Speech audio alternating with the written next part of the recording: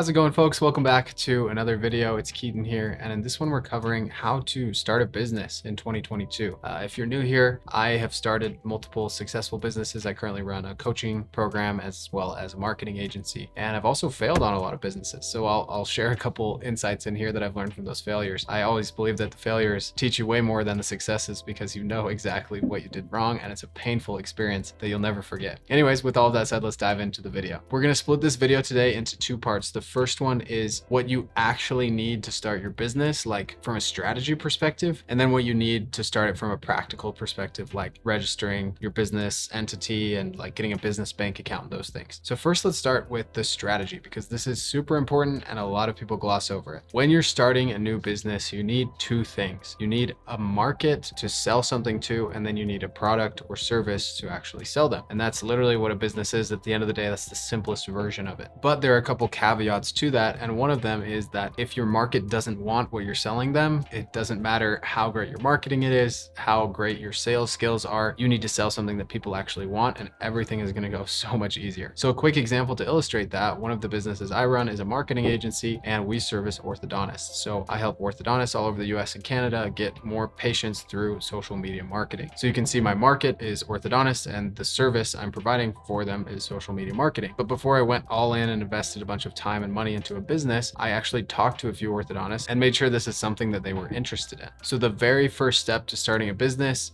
is doing real market research, talking to real individuals in your market and seeing if they would buy what you're offering, and not just saying, hey, would you buy this hypothetically? How much would you pay for this? But saying, hey, I have this thing right now. I'm going to sell you a pickleball paddle, and I want to know if you'll buy it right now from me for $100, and I'll get it to you in like a month. And if they won't buy it from you, then they likely won't buy from you if you have the product in the future. And you can't just talk to one person either. You need to talk to tons of people and make sure that you're figuring out the price point as well as the marketing and the messaging that you need to bring to those people. And what I just mentioned about asking people that question is actually a strategy called shadow testing, which Joshua Kaufman talks about in his book, The Personal MBA. Another example of shadow testing is Elon Musk. They want to push out this Cybertruck. So they do this big press release or like conference about the Cybertruck, and then you can pay $100 to reserve your Cybertruck, but they don't know when they'll be done. And that's how they test the demand for the product without actually having to create the product and then sell something that nobody wants. So that is the first step in starting any business, guys, getting clear on who your market is and what you're selling to them. If you're still struggling to get ideas, just look around you, look at all the businesses in your local area, look at the businesses online that you admire or think about how you can shrink what they're doing and make it a side hustle at first, and then slowly grow that into something that's actually going to produce a good income for you. With that said, I will be releasing more videos about other business ideas that you can start in 2022. So make sure you subscribe and watch out for that video. All right, cool. Now that we've got that strategy piece out of the way, or at least the very first step in our strategy, let's talk about the first steps logistically to set up a business legally. As a disclaimer, none of this is legal or financial advice. It's for entertainment purposes only. This is just my experience that I'm sharing, not advice to you. So the first thing legally that you need for your business is called an EIN, which is an employer identification number. If you're in the US, this is what it's called. If you're in a different country, it's probably called something else. So just look up EIN version in your country. This EIN is like a social security number or a tax ID number for your business, and you need it if you're going to register for an LLC. Make sure you don't pay anything for this EIN. It's completely free. Just go, I'll link it down below, but it's a government website and it gives it to you like in 2 seconds. You don't need to go to LegalZoom or any of this stuff. So once you have that EIN, the next step is to register a business entity. So for 99% of people watching this video, the right business entity for you to start is likely going to be a company in the USA or an LLC. If you're in the UK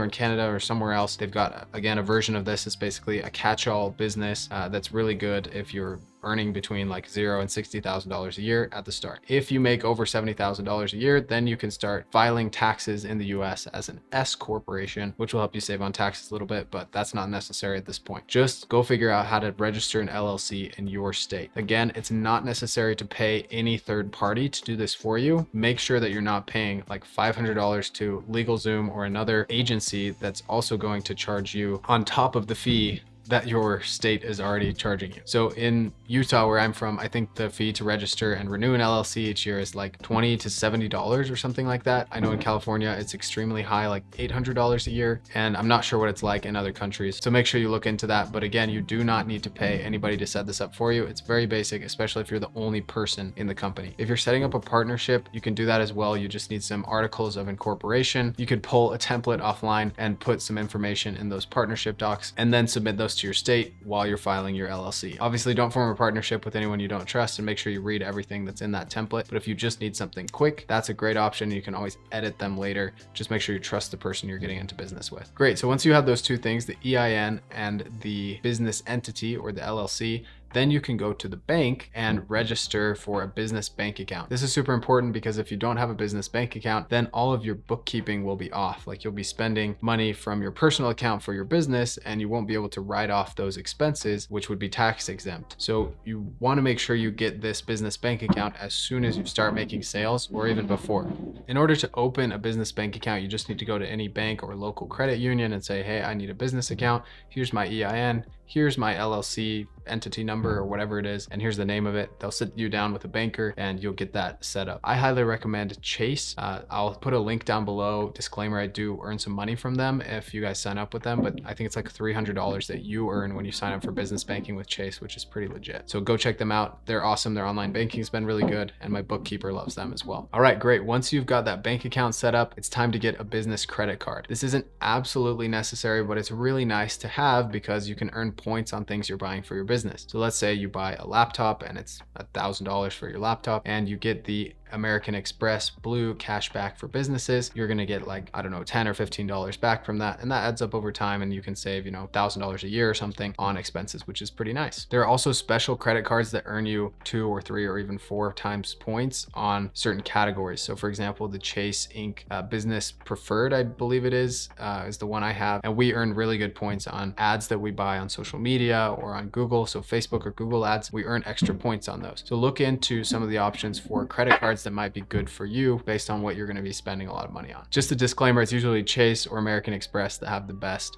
deals, intro offers, all that kind of stuff. I'll put my favorites down below in the description. Awesome. Now the last thing that's absolutely necessary that you get is a way to process payments. So you've got your bank account set up, you've got all the legal stuff set up correctly, but how are you going to actually collect a payment from somebody and have it deposit into that bank account? Well, you sign up for a payment processor. I would highly recommend Stripe when you're starting out. They are the category king by far in this space. Very similar to like Square or PayPal also works, but Stripe does a great job of making it very user-friendly, and they're completely free until you get paid. They just take a percentage of everything and they have the lowest fees on the market. If you're interested in something that you pay for and also keeps track of your books and kind of helps you with that side of things, then I would recommend Intuit QuickBooks. That's what I use. It helps you process payments and it makes it a lot easier for you to file taxes at the end of the year. But again, there is a cost to actually registering that and doing that. Another lower cost option that helps you with this is Gusto, and they're really good if you're like the only person in your business, you don't really have any employees. QuickBooks is a little bit better if you're a bit bigger and have some people on payroll. But if you just want the absolute simplest way to set everything up, just go do Stripe and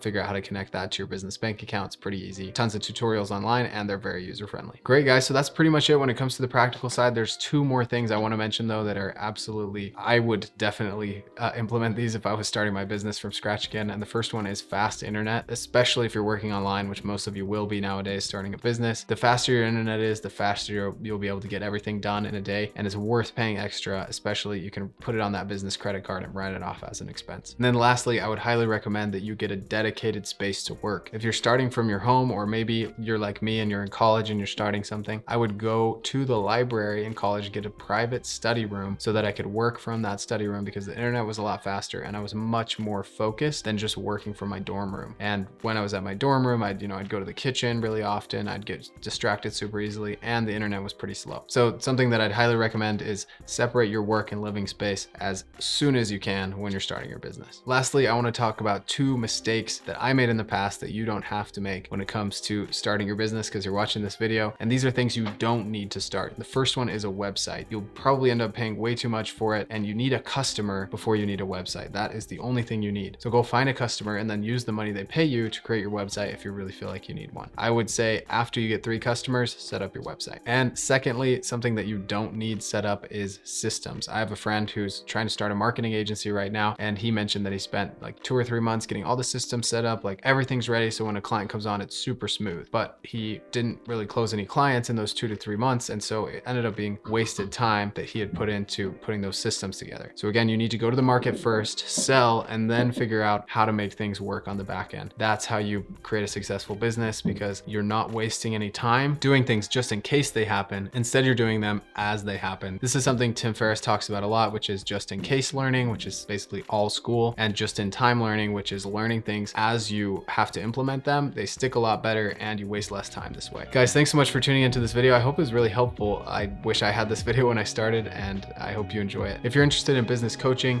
make sure to click the link down below. I've never had a negative review on my coaching, and I enjoy doing it so much, so I'd love to see you on those calls. Thanks for tuning into this video, and we'll see you in the next one.